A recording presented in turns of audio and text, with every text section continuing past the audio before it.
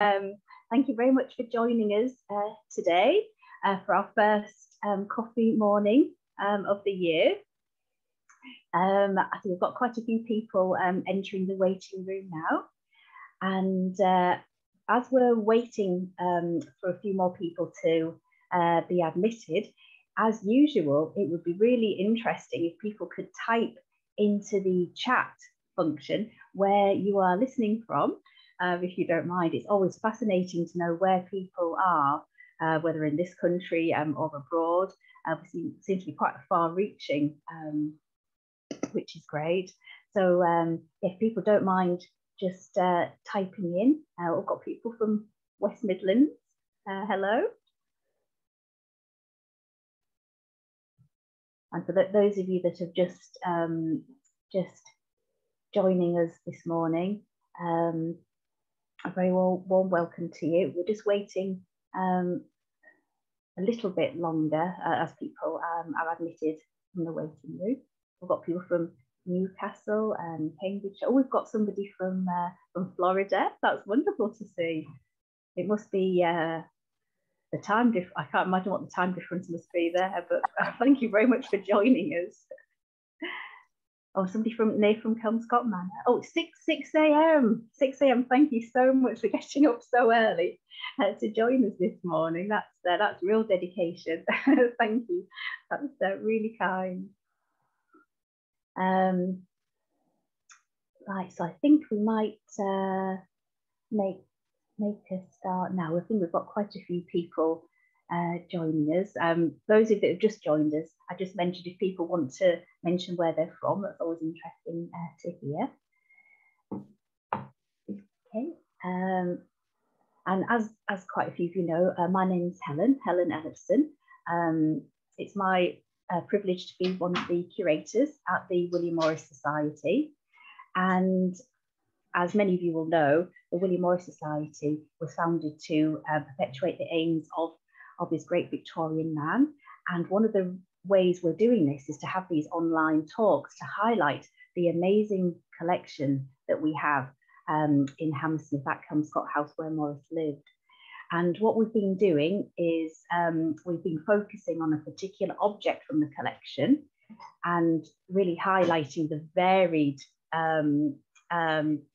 sort of an eclectic nature of our collection. So we're really fortunate to be able to have a representative mix of items relating to Morris and Morris and Company. And the item I've chosen to look at for today really links in with next month, because our first coffee morning of 2022 looks forward to the most romantic month of the year as we highlight an object from the collection that relates directly to Valentine's Day. So I'm going to move on our slide so we can see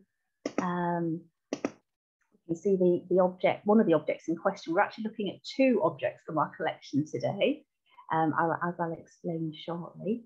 And just so you've got a bigger view, I'm just going to see if I can. Oh no, I don't know if I can turn off my. Oh yeah, I'll stop my video so you can get a better view of the pictures.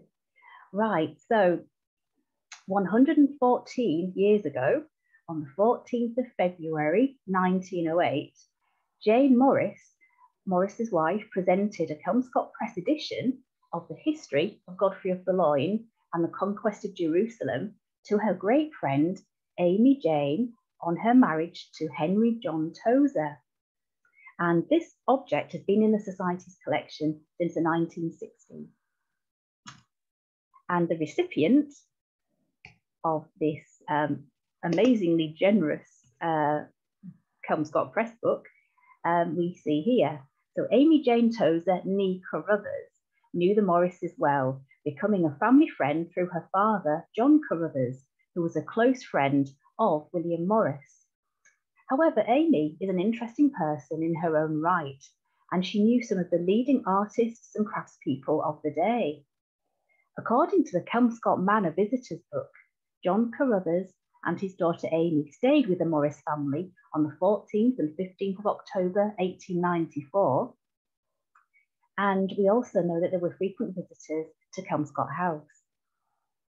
We also know a fair amount about Amy's husband, Henry John Tozer, and like Amy, he was well-travelled. He was a clerk in the statistical department of the India Office and collected data for a paper he was writing on Indian arts and industries by visiting several cities, including Calcutta, Madras, and Tanjore. He also studied the inscriptions and architecture of temples. The Society of Arts awarded Tozer a silver medal for his paper on Indian trade in 1901. He also spoke at industrial conferences and working men's colleges. He published this translation, English translation of Jean-Jacques Rousseau's The Social Contract in 1895, and it's still widely cited today. Before he married Amy Jane Carruthers in 1908, Tozer lived at the Passmore Edwards settlement in Tavistock Square, London, now known as the Mary Ward Centre. Young professional men living at the settlement gave classes in academic and practical subjects to poor adults and children living nearby. Tozer was an active member of the local committee of the charity organisation, and in 1898, he corresponded with George Bernard Shaw about the appalling sanitation of the parish of St Pancras, and in 1908 about the Education Act. Tozer also corresponded with Peter Kropotkin, the Russian writer and activist who spent part of his exile in Britain in the late 1890s, and Henry also sent him a book on India. Kropotkin, as some of you will know, was friends with William Morris, lecturing on socialism in Morris's coach house. So it's possible that Amy and Henry Tozer were in the audience at Hammersmith at some of those socialist meetings. The Kelmscott Press book, Wedding Gift, demonstrates the regard in which Amy Jane was held by Jane Morris. And fortuitously, the list which features this generous gift was acquired by the Society in 2004. And as we can see that here, hopefully you can just about see at the very top, it says wedding presents. The generous donation consisted of a small archive relating to the Carruthers family, including this, Amy's handwritten list of her wedding presents. And the archive also included this charming portrait of Amy as a child, taken in the Carruthers' home city of Inverness. The archive reveals the exotic places that Amy travelled to with her engineer father, including Venezuela. Amy and her family were resident in Venezuela in the 1880s, when her father was responsible for managing a major construction project, the Valencia Railway, which opened in 1888, 2 years after this photograph was taken. The most interesting item in the archive, though, is really this list of gifts and who they were presented by. It really makes fascinating reading. From a Dove's Press book given by Henry Walker to an embroidery gifted by May Morris, the wedding list reads like a roll call of those at the centre of the arts and crafts movement. So our talk this morning will look at this charming list of gifts given to the newlyweds by their friends and family, and in turn highlighting their importance within the social and artistic circles of the day. So at the very beginning, you might be able to see her father gave her some old Flemish lace. So John Carruthers, Amy's father, was a civil engineer and economist. He was also consultant to several governments, and as we've heard, he was responsible for major engineering projects. He was a committed socialist, and William Morris came to think very highly of him. There are several surviving letters from Morris to Carruthers, usually concerning their shared interests in socialism. Carruthers joined the Hammersmith branch of the Social Democratic Federation in 1884, and Morris thought him an important member of our branch. He became an active supporter of the Socialist League and then the Hammersmith Socialist Society, and the William Morris Society owns a copy of Carruthers' Socialism and Radicalism, published by the Hammersmith Socialist Society in 1894. Carruthers accompanied Morris on several trips, including ones to France and Norway. The 4-week cruise to Norway had been recommended by Morris's doctor to improve his health, but unfortunately it didn't have the desired effect, and it was to be Morris's last visit abroad. Amy's mother gave her daughter a ruby and silver necklace, along with a copy of William Morris's Hollow Land. This was one of Morris's first fantasy stories, written in 1856 about equestrian imagined land. Household items were given by other family members, and the grand sum of £20.20 was spent on furs by Amy from some of her family, which was equivalent of £17,000 today. And looking along the list, I'm not sure how well you could be able to see this handwritten, the individual writing on here, but about halfway along on the left-hand side, it says, Grace Walker.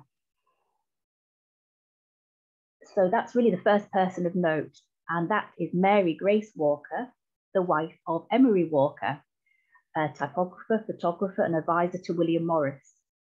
Relatively little is known about Mary Grace, though. She was a keen poet, and the Emery Walker Trust has many examples of her poetry.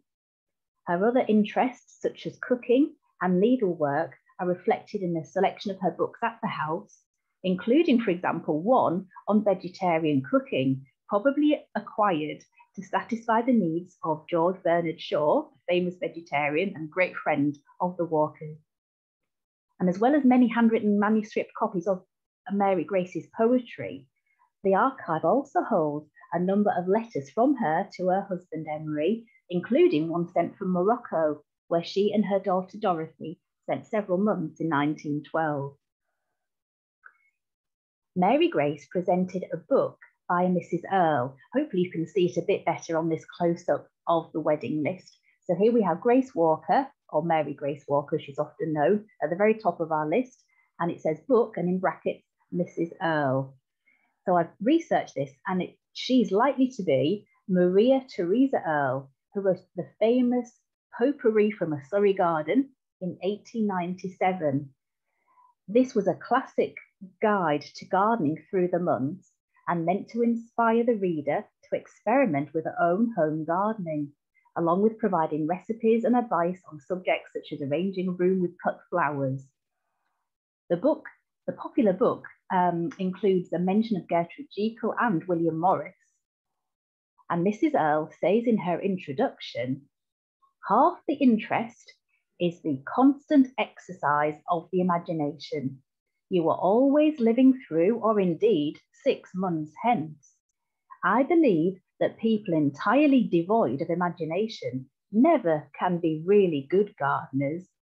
To be content with the present and not striving about the future is fatal. So she obviously had very firm ideas on gardening.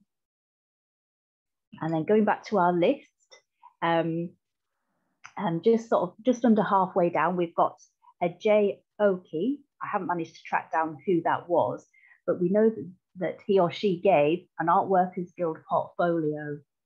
The Art Workers Guild was founded in 1884 to promote excellence in the crafts and applied arts. William Morris and Emery Walker were both masters of the Guild, which remains very active to this day, based at Queen Square in London. And Emery Walker gave Amy a cane chair and generously a copy of his Dove's Press book, Sartoris Artus. Sartoris Artus, meaning the tailor retailored, is Thomas Carlyle's 1836 novel, published by the Dove's Press in 1907 in an edition of 300 copies. And this further image here shows a printed page in black and red with a hand-drawn initial by Edward Johnston, a Hammersmith neighbour of Emery Walker and famously known as the inventor of the London Underground typeface. Emery Walker founded his own company, specialising in cutting-edge techniques for reproducing works of art and photographs as book illustrations, thereby helping to revolutionise the bookmaking industry. However, Walker is often best known for founding the Dove's Press with his other Hammersmith neighbour, Thomas James Cobden Sanderson, in 1900. The Doves Press produced original typeface designs, including font known as Doves type, similar to Morris's earlier golden type used at his Kelmscott Press. In fact, Walker had advised Morris on the Kelmscott Press, although the books differ, the Doves books differ greatly to Morris's Kelmscott. The 40 books created at the Doves Press during its 17 years of existence are some of the finest examples of 20th century typography. So I think Amy was Walker was very generous giving her a copy of one of these books. And Walker became a father figure to typographers all over the world, making an invaluable contribution to the renewed interest in fine printing. And then moving on to the next gift on the list, Sidney Carlisle Cockerell gave a book of hours. Here we have an example here, but I haven't been able to track down the exact copy that he gave to Amy. A book of hours is a type of medieval manuscript with prayers. And here we have another example from the V&A. He also seems to have given a work by Horace, the Roman poet. So just looking a little bit about Cockerell, because he's such an interesting man in his own right, he was responsible for cataloguing Morris's library of manuscripts and early printed books. And in 1894, he also became secretary of Morris's Kelmscott Press. After Morris's death, Cockerell acted as his literary executor, a task he was to carry out for many other literary friends. And here we have a charming photograph of him with his cat. In 1908, Cockerell was appointed director of the Fitzwilliam Museum in Cambridge, a post he held for 29 years. He was a prolific and scholarly collector of medieval manuscripts, so it seemed quite appropriate he gave a book of hours to his friend Amy. Researching Amy's wedding presents led to some interesting detective work and unearthed some fascinating links. One of the nice connections I made to Sidney Cockerell was finding this charming portrait of Amy Tozer in the William Morris Gallery's collection, painted by Olive Cockerell, the sister of Sidney. Olive knew the Morris family through her brother, and she was a talented artist, providing illustrations for Wilhelmina Pickering, sister of Evelyn de Morgan, and for Mary de Morgan, the sister of William de Morgan. Olive's godmother was the social reformer, Octavia Hill, who was a visitor to Kelmscott House. But moving back to our list, we have at the very bottom of this detail of the first part of the list, Kath Adams, who's Catherine Adams, and she seems to have given an old glass runner. Adams was a childhood friend of Jenny and May, daughters of William and Jane Morris. She became a talented bookbinder, establishing her own business in 1898, and created some of the bindings for some of the leading artists of the time. She became one of the foremost bookbinders of the 20th century and was a favourite of both Henry Walker and Sidney Cockerell, receiving commissions from the Kelmscott and Doves presses. Mrs. Josiah Gilbert gave a picture created by her artist husband. I haven't been able to identify the actual painting, which was entitled Little Girl, but this is one example of Gilbert's work, and here is another. Gilbert was a British artist with paintings in several national collections, although there isn't a great deal known about him. And then moving on to our list again, here we have May Morris, who gave an embroidery. And again, it's such a vague description. I wondered if I'd be able to track down the actual embroidery itself. But unfortunately, I was able to find it. And here we have May's embroidery that she gave to Amy on her wedding, Rose Wreath. It was designed by William Morris and embroidered by May Morris for Amy as a cushion cover. This beautiful embroidery was exhibited at the Arts and Crafts exhibition in 1890 and is now in the collection of the William Morris Gallery. But we know for a fact it was in Amy Jane's collection. And the variety of textiles given to Amy as a wedding present is really interesting, ranging from traditional lace, this May Morris embroidery, to Romanian embroidery, really reflecting Amy's eclectic tastes. These are a couple of typical images of Romanian folk textiles. Patterns were either woven onto the fabric on the loom or hand embroidered. And the oldest embroidery designs are these geometric patterns we see here. And this Romanian peasant blouse dates from the 1920s, so a little later than Amy's wedding, but a beautiful example of this lovely folk art. And then a Mrs. Davenport gave The Garden That I Love. This is a book by Alfred Austin, an English poet who was appointed Poet Laureate in 1896, 2 years after publishing this book. The previous Poet Laureate, Lord Tennyson, had died in 1892, but it took 4 years to appoint a successor. And those under consideration before Austin was chosen included Swinburne and William Morris. Austin's most popular works are his prose celebrating nature, such as this book, although his poems are little remembered today. Wilfred Scowen Blunt, a close friend of the Morrises, wrote of Austin, "It is strange his poetry should be such poor stuff, and stranger still that he should imagine it immortal." So quite harsh words from Blunt there about Austin. And then the next item on our list, Herbert Reed gave a picture by his artist brother, Samuel Reed, who were relatives of Amy's. Samuel Reed was a painter and illustrator, specialising in architectural subjects and to a lesser extent, coastal views. He was particularly fond of producing images of the interiors and exteriors of cathedrals, many of which were reproduced in the Illustrated London News, for which he worked as its first special artist, a visual journalist sent to record major news stories for illustrated publications. In 1857, Reed was elected as an associate of the Society of Painters in Watercolours, and from then on contributed to every one of its exhibitions. 3 years later, he married Isabella Carruthers, the sister of John Carruthers and aunt to Amy, and his work is represented in collections such as the V&A.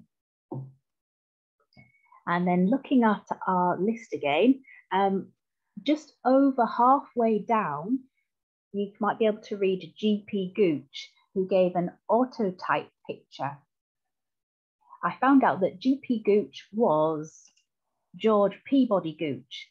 He was an historian, journalist, and politician who helped Second World War refugees and was also president of the National Peace Council. So quite another interesting man. And just under Gooch's name, 2 below, we've got Mr. T.M. Rook, picture in brackets, Rouen. This is the artist, T.M. Rook. And here we have a picture of him. So Thomas Matthews Rook worked as a studio assistant to Edward Burne-Jones for almost 30 years until the end of Burne-Jones's life. And in 1878, Burne-Jones recommended him to John Ruskin, who was looking for artists to make paintings of Gothic buildings threatened with demolition or destruction, and sites such as those in France, Switzerland, and Italy. Rook was a talented painter in his own right, though, mostly producing works of ancient buildings, such as Amy's picture of Rouen in oils and watercolours. So although I don't know exactly, I don't know which copy of Rouen he gave to Amy, these 2 are possible examples, but it may have been another one. And then the next item on the list, which makes the connection with another object from our collection and the title of our talk, is right in the middle of our slide here, Mrs. William Morris, Godefrey of Boloyne. The Society owns several Kelmscott Press books within its collection, but the one that really has a particularly interesting provenance and a fascinating story behind it is this Godefrey of Boloyne, the full title of which is The History of Godefrey of Boloyne and the Conquest of Jerusalem. Printed in Troy type with a list of chapter headings and glossary in Chaucer type, the Society's edition of Godefrey of Boloyne was printed at Morris's Kelmscott Press in 1893. This translation by William Caxton was first published in 1481 and focuses on the feats and accomplishments of the armies of the First Crusade, the conquest of Jerusalem, and the brief rule of Godefrey of Boloyne, the first king of Jerusalem. And here we can see the front cover of beautiful vellum binding for this Kelmscott Press book. William Morris established the Kelmscott Press at Hammersmith in January 1891, and between then and 1898, the press produced 53 books. The Kelmscott Press was the culmination of Morris's life as a craftsman and his last great undertaking, what he called his little typographical adventure, set out to prove that the high standards of the past could be repeated or even surpassed in the present. The books Morris produced were therefore medieval in design, modelled on the incunabula of the 15th century. Morris's aim was to have each book seen as a whole, including taking painstaking care with all aspects of production, including handmade paper, blackest ink specially imported from Germany, the form of type, the spacing of the letters, and the position of the printed matter on the page. Kelmscott Press book reawakened the ideals of book design and inspired better standards of production at a time when book production had suffered a great decline in standards. Numerous other presses were set up to perpetuate Morris's aims, including Walker's Dove's Press. Priced at 20 guineas, the History of Godefrey of Boloyne is extensively decorated with beautiful drawings by Morris for initials and borders. This was the fifth and last of the Caxton reprints and was edited by Henry Halliday Sparling, Secretary of the Kelmscott Press and husband of May Morris. And you can see his name written on the very last page here. It's the first of the Kelmscott Press books to use the new printer's mark, designed by Morris. And here we have the item of interest for our wedding list.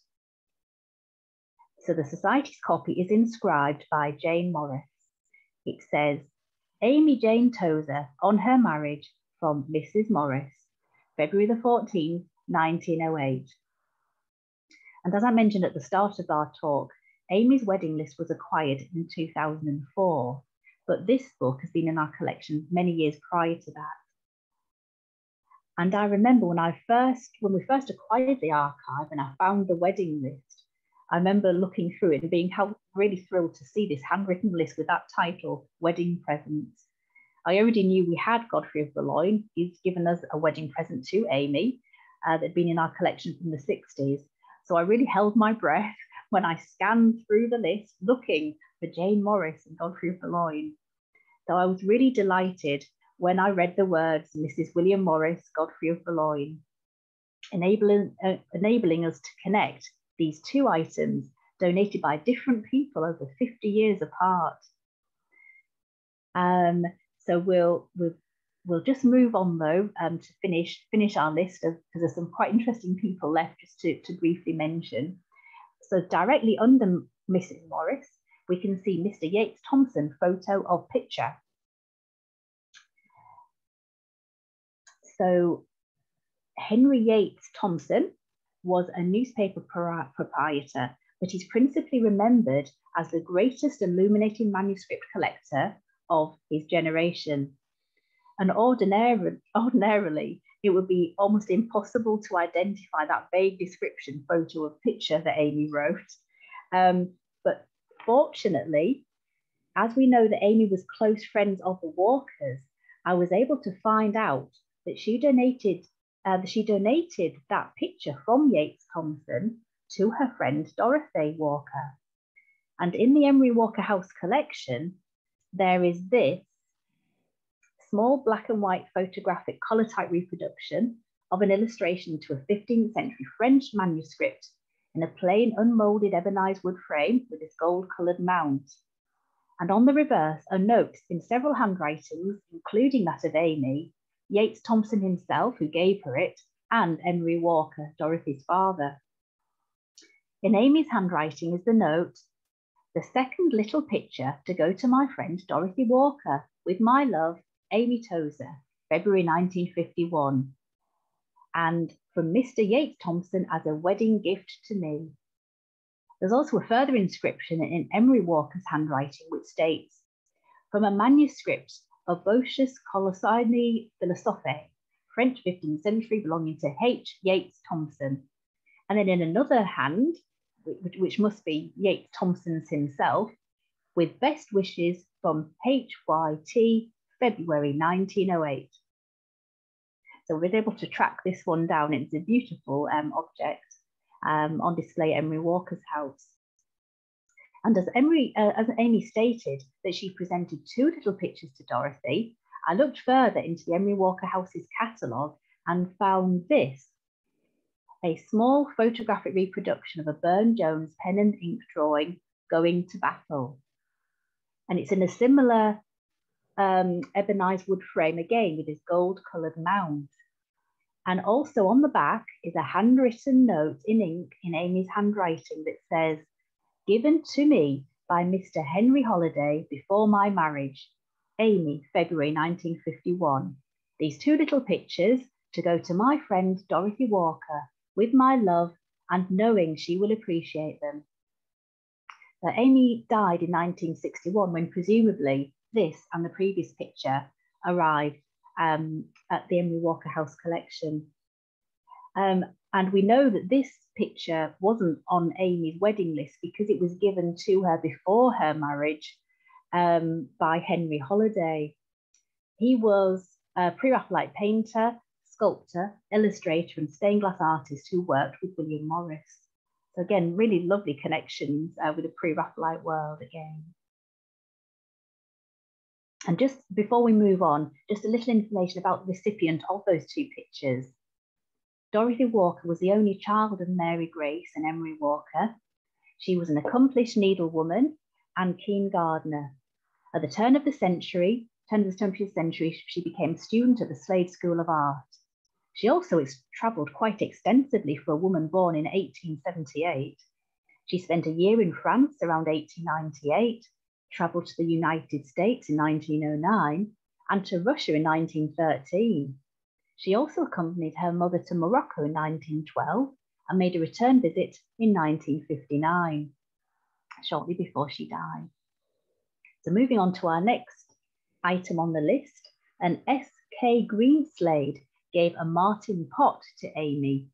Presumably this refers to martinware, the name given to the array of creations designed and made by the Martin brothers of London during the late 19th and early 20th century. And although we've reached the end of our list of wedding gifts, we haven't quite finished our story, as there is a further shorter list written on the reverse of the wedding present list, which states, wedding presents not retained. So I couldn't help, made me laugh a little bit to see that and why she didn't retain some of these gifts. So it's quite interesting to compare the 2. And it's perhaps understandable why Amy chose to dispose of some of these wedding gifts, such as the letter weighing machine from Aunt Annie and the household wants from a Mrs. Carr, not perhaps terribly exciting domestic gifts. And I believe that the household wants relates to a household wants indicator, which acted as a visual reminder of household needs. The owner would have flipped the tag from cream to red next to a particular item that had run out, keeping track of what they needed to purchase the next time they went shopping. So presumably Amy didn't find a need for this. And those listening who are fans of Victorian literature will be disappointed to read on the list that Amy didn't retain the 4 volumes of John Ruskin presented to her via Mrs. Herbert. And then, oh, you can see that actually, Mrs. Herbert, John Ruskin, 4 volumes, are at the very top there. And the last 2 names of interest on this side of Amy's list are that at the very bottom. Arthur Munro, who gave us silver and glass bottles, and Henry Munro gave a brass inkstand. And obviously those weren't retained either. And the both Munros were related to Alexander Munro, the pre-Raphaelite sculptor. He married Mary Carruthers, the sister of John Carruthers, Amy's father, therefore making an interesting further connection with the pre-Raphaelite world. Alexander Munro was well known for both his high relief and low relief sculptures. There is little doubt that the mother portrayed in this relief is Munro's wife and Mary and Amy's aunt.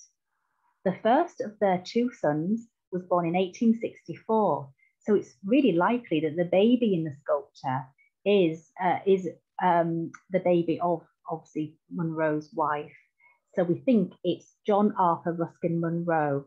The baby was named after Alexander's friends, John Ruskin and Arthur Hughes, the pre-Raphaelite artist. And it seems likely that the Arthur and Henry Munro on Amy's list are the two sons of Alexander Munro and Mary Carruthers. So presumably the baby there is the John Arthur Ruskin Munro, and then Henry Ackland Munro, who were both cousins of Amy. And then we're nearing the end now. The last item on the list I'll point out is the one at the very top right-hand side. Mrs. MacMinn gave an Anglo-Saxon review. Hopefully you can just about see that at the very top right. The Anglo-Saxon Review was a quarterly magazine edited by Lady Randolph Churchill.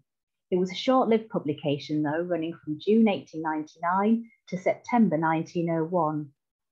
And Churchill's son, Winston Churchill, was one of her devoted advisors during the months preceding publication.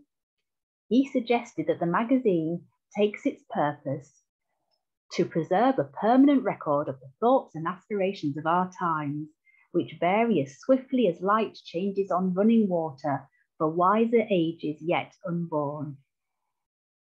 It contained articles by personalities such as Henry James, Winston Churchill, and George Gissing, and each issue was individually decorated in an elaborate pattern of gilt tooling on leather covers. The subscription list included heads of state, royalty, and some of the wealthiest families of Britain and the United States. Many of the magazine's contributors too were members of the nobility, officers of the Church of England, members of Parliament, title servants of the Crown, and foreign dignitaries. However, it clearly did not appeal to Amy and was relegated to the not retained part of our list. So we've now reached the end of our list, and I'll conclude with just a few words on a little research on Amy's later years and her final bequests. We know that Amy and her husband were financially comfortable, as in 1939, Henry and Amy were living in Kensington Park Gardens, Notting Hill, with a resident cook, parlourmaid and housemaid. Henry died in 1943, and Amy survived him by 18 years, dying in 1961. And as we've heard, Amy generously bequeathed 2 of her pictures to her great friend Dorothy Walker 10 years before she died. And then a year before her death, Amy presented her copy of the Kelmscott Chaucer to the National Library of Scotland in 1960. A further item from Amy's collection is now in the William Morris Gallery.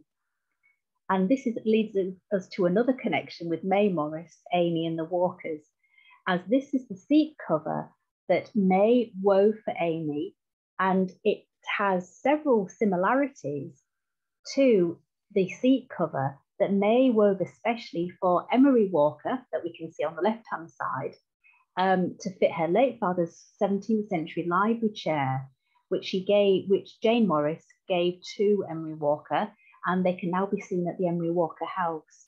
So I just thought that was quite a nice little similarities there. It is extremely fortunate that Amy's family retained her wedding list, written on this, well, really a scrap of card, and at some point in its history it was cut in half, as you can see. It's really enabled us to gain a wonderful insight into an Edwardian couple's married life. And it's remarkable that these 2 objects, the list and our Kelmscott Press book, have been reunited after 110 years apart enabling us to tell the story of a fascinating family with so many connections within the pre-Raphaelite and arts and crafts worlds. So thank you very much for listening to this talk, and apologies that it went on a little bit longer than our usual coffee mornings. But when I started researching the list, I got more and more involved in all the people, and I thought it was worthwhile, you know, covering the sort of important people that did give gifts to Amy, as there's such sort of really interesting connections with the arts and crafts movement, and she obviously knew such a huge range of people. So a really interesting list that we acquired there that links to one of our books. So I know we're a bit later than normal, but if anybody does have any questions or comments, please do feel free to write them into the chat box. And also just to mention that our usual coffee morning talks, all of last year we did them one a month, but as from 2022 we're actually changing the frequency a little bit, and we're going to be doing them one a quarter, but they'll remain, all of them will remain recorded and available on our YouTube channel, so they'll be there for people to watch afterwards as well. And just to let you know about the next an event happening next month, on February the 15th, I'm actually giving another talk for the William Morris Society, but this one's about May Morris, which is to coincide with an exhibition we're going to be having on May Morris's work from items in our collection. So hopefully some of you might be able to join us. Further details will be on the website shortly about that. We're going to have a series of talks focusing on May Morris because it's her 160th anniversary this year of her birth. So I think there's going to be quite a lot happening about May Morris this year, which would be great to find out more about her interesting life and work.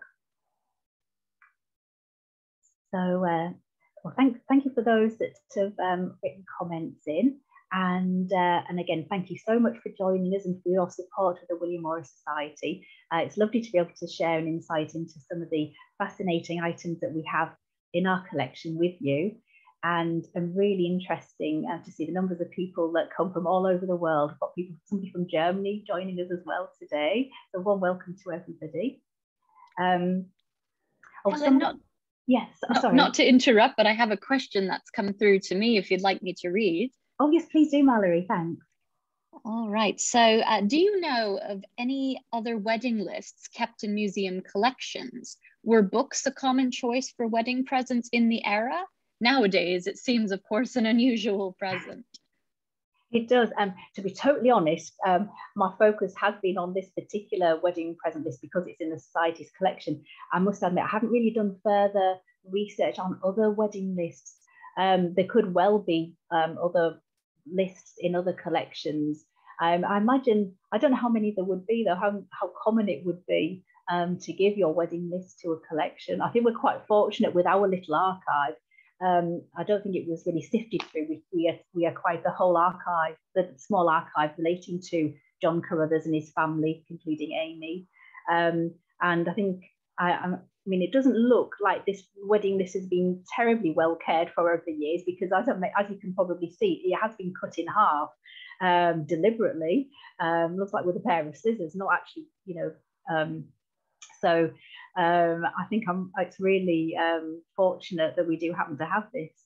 But I do see, so yeah, so to answer the question, I don't know how common it was to give books as a wedding present, but obviously it was in 1908, it was common to, because we have there were several books, including the very generous Kelmscott and Dove's Press book, as well as those other publications I've mentioned. But I can, Angela's helped me out here. She said her parents' wedding present list was published in a local newspaper in 1933. So that's really interesting to know. So thanks, Angela, for mentioning that. So maybe it was usual to preserve these lists and see what generous gifts people had given. It's an interesting subject, actually. It's well worth exploring further. you know, and I think the more research I did, obviously the longer the talk became, but I thought I can't really miss people out. They're just such fascinating list of people. All the items that it gave was so interesting. So. Indeed. And Helen, actually, this person has also added, and I had forgotten this, that it's noted in the popular show Downton Abbey that a book was a wedding present as well. Oh, really? Right. I've watched Downton Abbey, but I must have missed that bit. That's interesting to know. Great. So yeah, thank you very much for your everybody's comments. And as I say, I'm sorry it went on slightly longer, but we are, as I mentioned, we're doing these talks slightly less frequently, so hopefully you'll forgive me for going a little bit longer than usual.